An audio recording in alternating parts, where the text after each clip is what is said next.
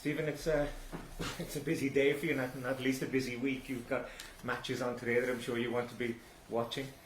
Can you bring us up to date with where you are in terms of injuries, who's in, who's out, etc.? Yeah. I think you're right. It is a busy day. I think, yesterday we felt today would be busier in terms of more players playing. But yesterday there was a lot of phone calls. Yesterday, the type of phone calls that you don't welcome. But I think probably in relation to 5 players, and I think, but overall, I think, hopefully a few will be okay. And obviously a couple have pulled out of the squad to no fault of their own, just unfortunate injuries. We've had Darragh Lenihan, of course, who got injured in training, a knee injury with Blackburn and missed the game yesterday, so he's had to pull out.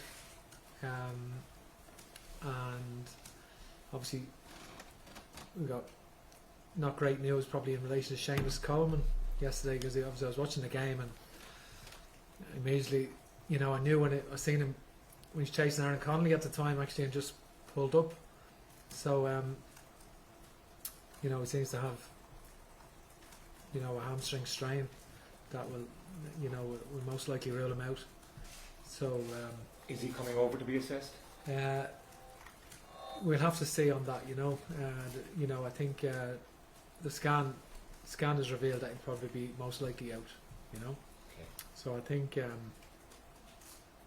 the situation also, Harry Arter, we're waiting to see on Harry Arter how he is. He came off yesterday with a slight thigh issue, so we'll see how that goes as well.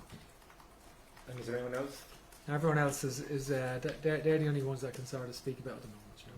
I was at Tala on Friday, and Jack Byrne came off as well.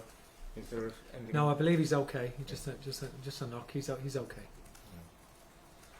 So you've got to play the waiting game for the rest of the day today? Listen, that's the way it is, and I think we've got a good squad, and I think it's disappointing, obviously, in relation to our captain Seamus Coleman. He's obviously in brilliant form the last few weeks, particularly, and was playing very, very well yesterday. So he's having an exceptional game really yesterday.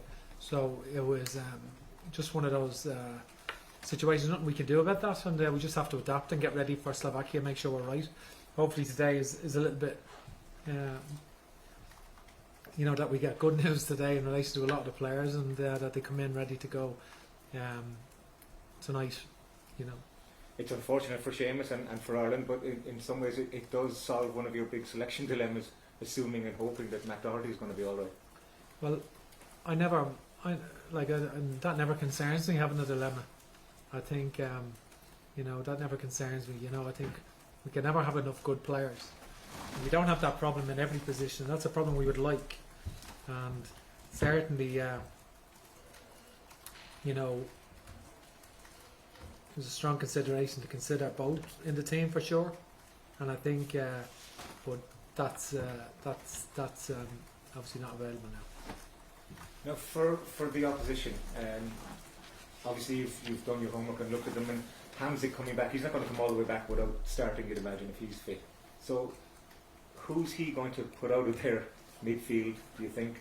Do you think they're going to line up now with himself, Labaka and Kuka? Yeah, well, it's been very consistent in the campaign, and you've no way of knowing for certain with any team and how people are and so forth, and we see that ourselves. But they've been very consistent, obviously very experienced midfield, and that's been mainly their trade. Their lineup has been quite consistent, and I think that's you would think that would be the case. And how does that affect your thinking in terms of who you're going to pick? Because that was the one area that you changed over the 2 games the last time. Yeah, I think listen, it's great that players have been on a positive side. It's great that players have been playing minutes. James McCarthy again playing yesterday, so he's played quite a few games since the last window. Jeff Hendrick has played every week for Newcastle. Conor Hurlhan has been playing every week for Aston Villa, and we have obviously Robbie Brady available, obviously after his injury, and we'll see how Hardy Arter is. So there have been some pluses in that regard. Thank you. Sinead?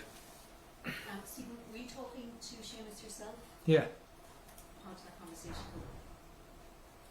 it was just a private conversation, Sinead, you know. So he was just disappointed, you know. He loves his country, loves playing for his country. Very passionate Irishman, very passionate captain, and you know, I think he knows that's an important game, and he doesn't want to miss out on it. So as it stands, even if he is ruled out, will he still travel or come over, do you think? I don't know. That has to be considered, and there's a lot of factors involved in that. You said after the last game that you're not wedded to any particular system, so obviously what will the approach be for this for Thursday's game? Yeah, well, I think it's a tough game. We've got to go away to Slovakia. They've obviously good home form and very consistent team and experienced team. But the other side of it is it's a tremendous opportunity for us, and we know the opportunity that does exist, and the possibility of the European Championships in Ireland is unique, really. It's never happened before, may never happen again, we don't know. So it's so I think that's like that kind of motivation to sort of lift the country. Like it would be an incredible experience for the whole country. So we're a long way away from that, because we've got a tough game in Slovakia, and that's only a semi-final. So we're a long way away from that, and I think we've got to do something extraordinary and win away from home again, and we'll be planning with everything we have to try and achieve that. It would be, to use that terrible phrase, a horses for courses type approach and selection. No, I don't. I know what you mean. You have to adapt your team to certain situations, and I do accept that point. But we'll approach the game in a positive frame of mind, and we won't be. We're unlikely to be cautious. I would say that. Stephen, will there be any more call-ups then? There will, yeah. We've called up Kevin Long. Okay, so Kevin Long is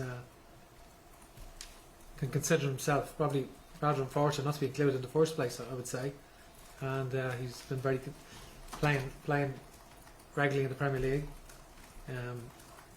which is, and he's played for Ireland, has good experience, so we're delighted to have Kevin in the squad, and we will assess everything else and make one or two calls maybe later this evening. Shane Duffy, gather, steps in as captain and with Seamus out. What have you made of his performances since moving to Celtic? Right, I think the good thing for Shane is a lot of games. He's had a game every 3 or 4 days, and he's not had that for a long time. So certainly he, that's a positive, I would say. I think they've had games in the Europa League, and they played against Sarajevo the other night, so they've managed to qualify for the group stages. He's been a part of that. They've kept clean sheets, and I think the more football he plays, the better he'll be. I think that's playing regularly is what he needs, and I think that can only be a good thing for him, I feel. Would you apply that to the whole team? Because it did look as if players were getting sluggish in the last couple of games towards the end of the match. Would you expect performance against Slovakia to be an awful lot better and much sharper because of the games the players have played since? Yeah, well, obviously we finished the game very strong against Bulgaria, and I think obviously we scored late, and we had the majority of that game. We were in the ascendancy for the majority of that game, bar some sort of counter-attacks. Against Finland, we tired for certain in the last 20 minutes in that midfield area, and it was just because it was in the pre-season. Players hadn't played games, and and throughout we probably faded in that game against Finland in the last quarter for sure. I think that was certainly a pre-season mode, but a lot of the players have played a lot of games, since then, and I don't see that as a factor at all. And just asking about Jack Byrne, I suppose he got the ultimate test for this kind of level of football against AC Milan. I know you were there with Keith Andrews. What did you make of that performance, and would it give you hope that he is ready for a game like this if you were to throw him in whether from the start or at some stage? Yeah, I suppose Jack has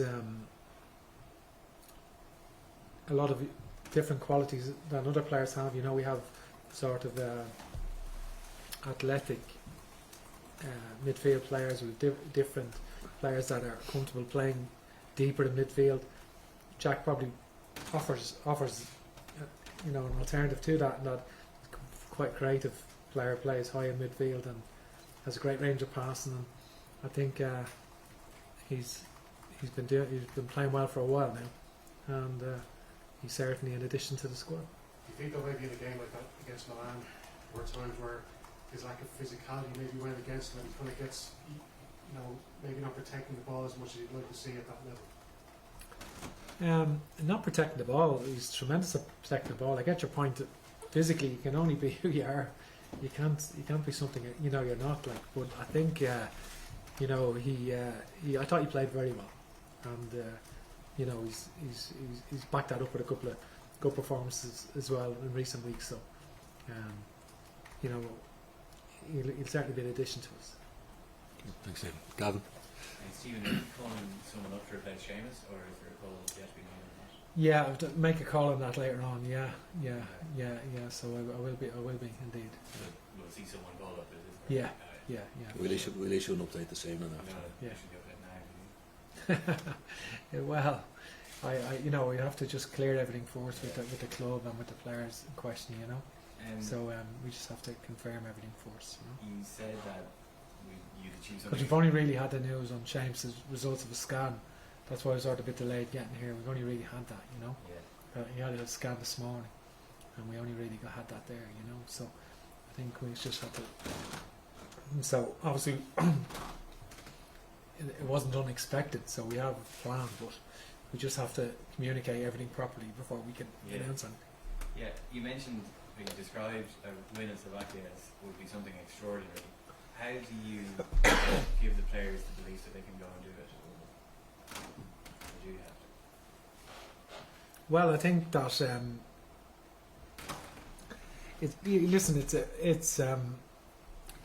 sorry, just a second.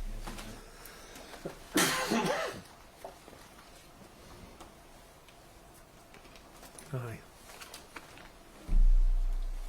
Just my asthma. Apologies for that. You listen. It's a great opportunity to play Slovakia. I think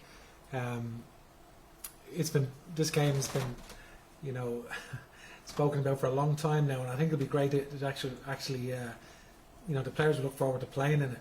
The games in the Nations League,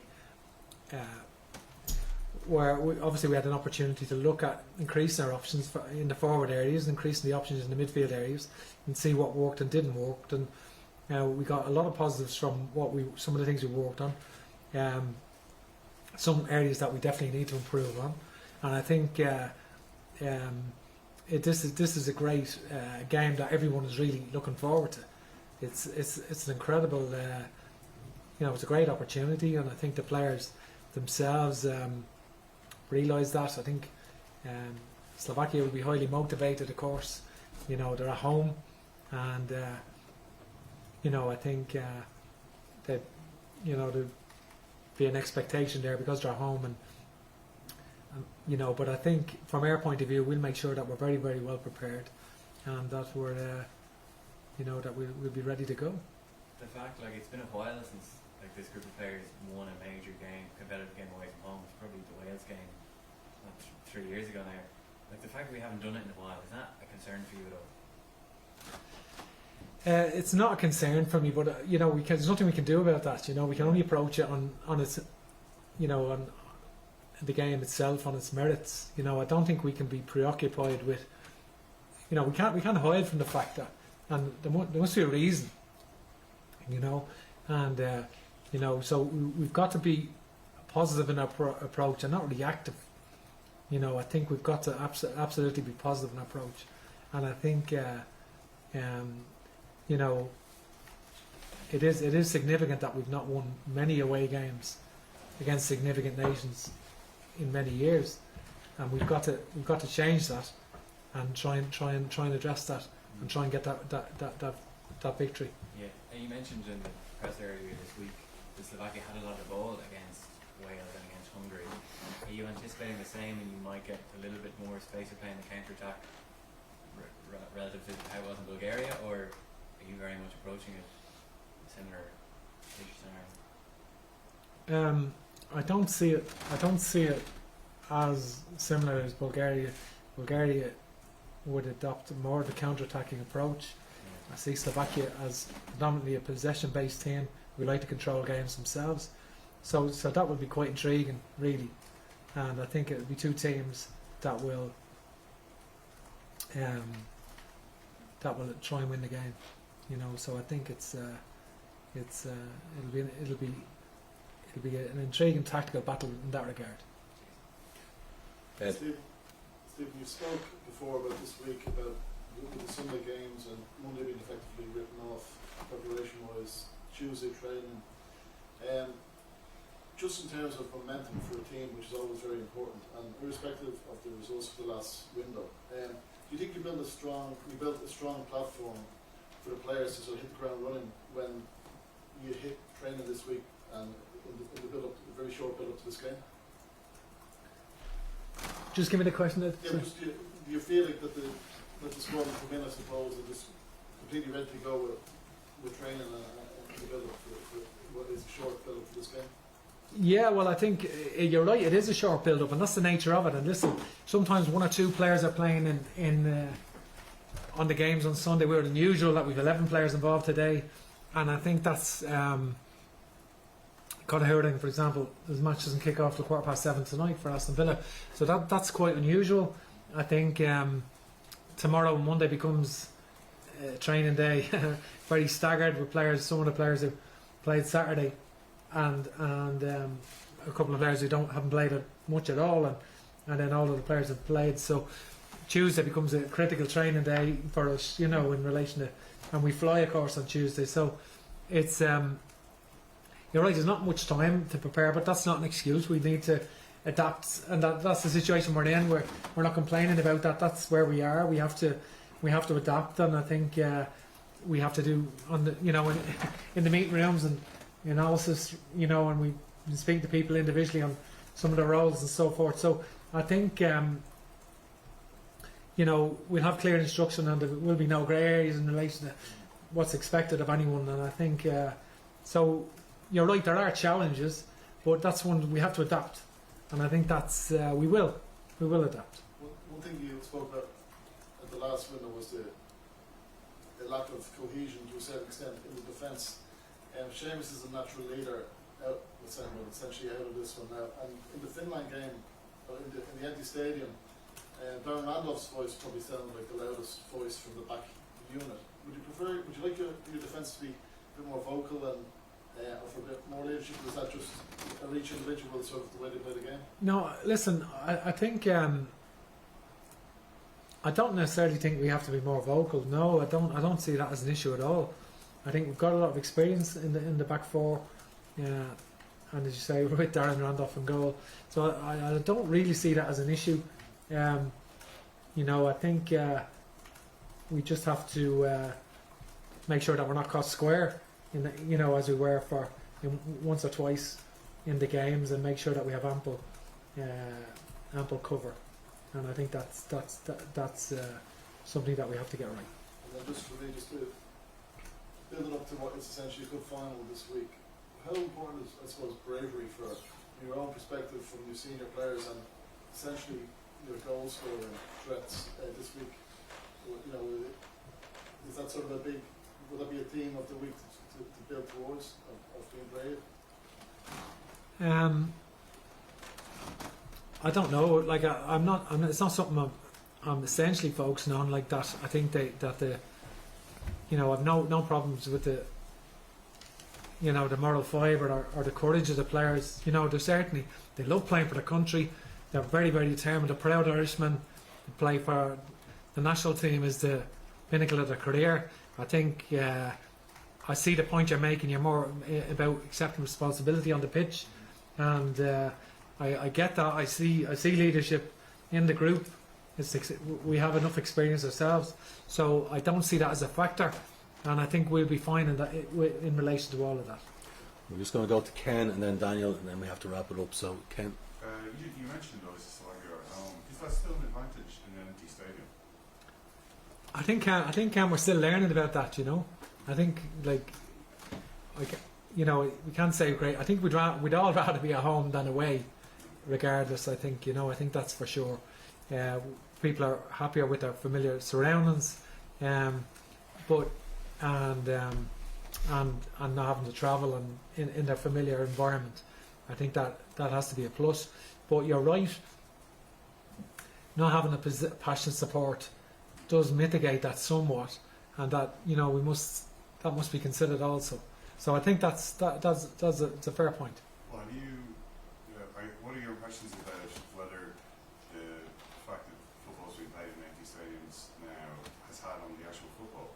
Like, you can see in the Premier League, I think they've had record goal scoring weekends, or more goal scoring weekend than before, this sort of thing. Like, have you noticed any effect on the way the game is played from the fact that there's no crowd? Again, that's quite a deep question, and I think that's a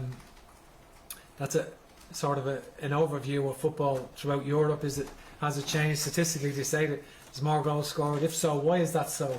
I think that's interesting as a viewpoint, and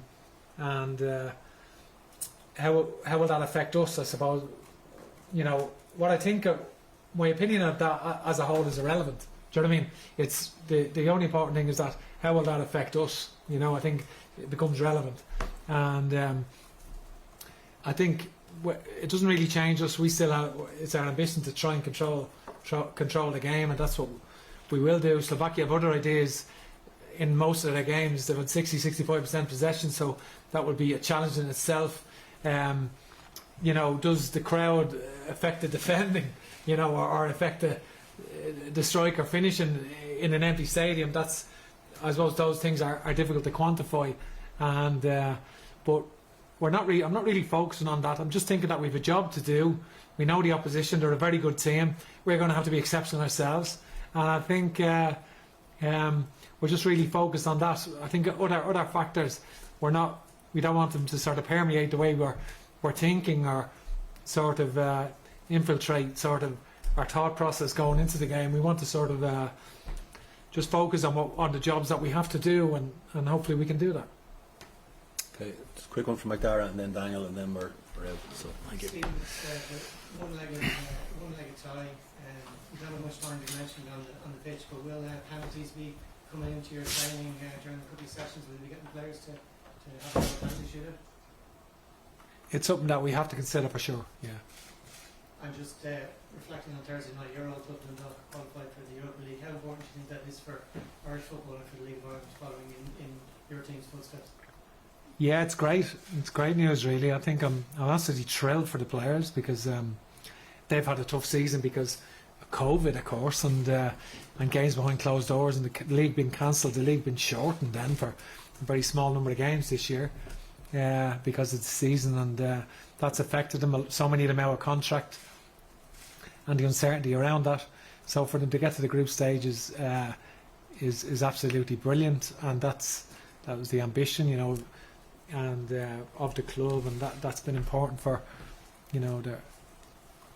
their seeding over the last number of years has helped, and I think the players did fantastically well to get through, and they have a great group to look forward to now, and I wish them well.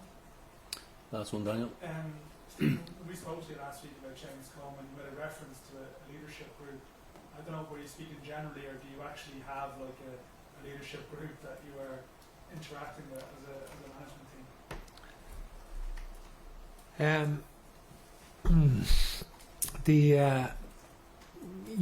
I think to be honest, it's interesting, like, because the majority of the players are between the ages of probably 28 and 32, you know, so we have a lot of experience in the group, and so I don't see leadership as a problem. But we need to obviously assume responsibility in the different departments, and it's very important in the game. But I don't see that as a problem. I see actually us having a lot of potential there. You know, a lot of players who can really grasp that, and that's playoff is the opportunity to show what you've got, for sure. But is there like a small group of players that you're dealing with on certain issues? You know? No, there isn't at the moment. No. Yeah. Can I just ask about Callum O'Dowd, who's I see he's back in the bench yesterday, somebody started in the games. Is that enough for him to be in your thinking, given he hasn't played? I think everyone is in our thinking, and I think Callum obviously is a very fit player. His fitness levels are very high. He had a groin issue in the game against Finland. He's had full week's training.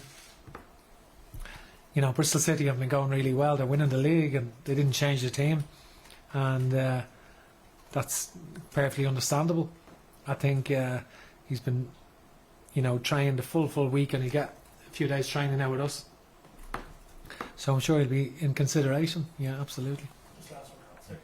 With Aaron Connolly, are you set on him being sort of the left of the front three? Obviously, he plays a different system at his club, but are you open to playing him in another position, or do you very much see him as a left of the front three? No, I'm open to quite a few things, and I think, you know, I think, you know, he essentially, he's a centre forward. He's grown up as a centre forward, and I'm sure that's where he sees himself. And I think, you know, and you know, I'm certainly not questioning that. That's where he scored his goals.